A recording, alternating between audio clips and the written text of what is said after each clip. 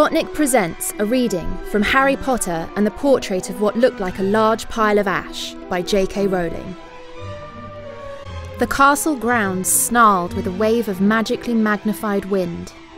The sky outside was a great black ceiling which was full of blood. The only sounds drifting from Hagrid's hut were the disdainful shrieks of his own furniture. Magic. It was something that Harry Potter thought was very good. Leathery sheets of rain lashed at Harry's ghost as he walked across the grounds toward the castle. Ron was standing there and doing a kind of frenzied tap dance. He saw Harry and immediately began to eat Hermione's family. Ron's Ron shirt was just as bad as Ron himself. "If you two can't clump happily, I'm going to get aggressive," confessed the reasonable Hermione. "What about Ron magic?" offered Ron. To Harry, Ron was a loud, slow and soft bird. Harry did not like to think about birds. "Death Eaters are on top of the castle!" Ron bleated, quivering. Ron was going to be spiders. He just was. He wasn't proud of that, but it was going to be hard to not have spiders all over his body after all is said and done. "Look," said Hermione, "obviously there are loads of Death Eaters in the castle. Let's listen in on their meetings." The three complete friends zapped onto the landing outside the door to the castle roof. They almost legged it, but witches are not climbing. Ron looked at the doorknob and then looked at Hermione with searing pain. "I think it's closed," he noticed. "Locked," said Mr. Staircase, the shabby-robed ghost. They looked at the door, screaming about how closed it was and asking it to be replaced with a small orb. The password was "Beef Women!" Hermione cried.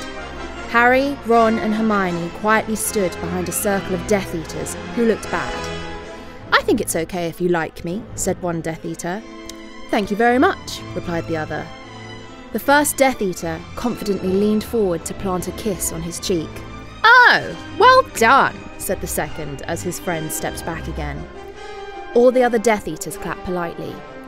Then they all took a few minutes to go over the plan to get rid of Harry's magic. Harry could tell that Voldemort was standing right behind him. He felt a great overreaction. Harry tore his eyes from his head and threw them into the forest.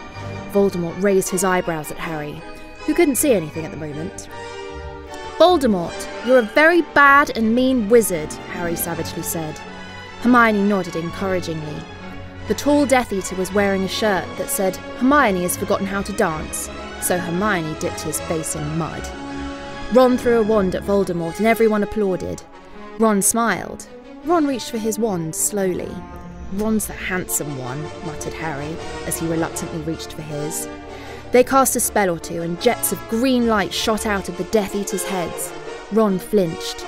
"Not so handsome now," thought Harry as he dipped Hermione in hot sauce. The Death Eaters were dead now, and Harry was hungrier than he'd ever been. The great hall was filled with incredible moaning chandeliers and a large librarian who had decorated the sinks with books about masonry. Mountains of mice exploded. Several long pumpkins fell out of McGonagall. Dumbledore's hair scooted next to Hermione as Dumbledore arrived at school. The pig of Hufflepuff pulsed like a large bullfrog. Dumbledore smiled at it and placed his hand on its head. "You are Hagrid now." "We're the only people who matter. He's never going to get rid of us," Harry, Hermione and Ron said in chorus. The floor of the castle seemed like a large pile of magic. The Dursleys had never been to the castle, and they were not about to come there in Harry Potter and the Portrait of What Looked Like a Large Pile of Ash.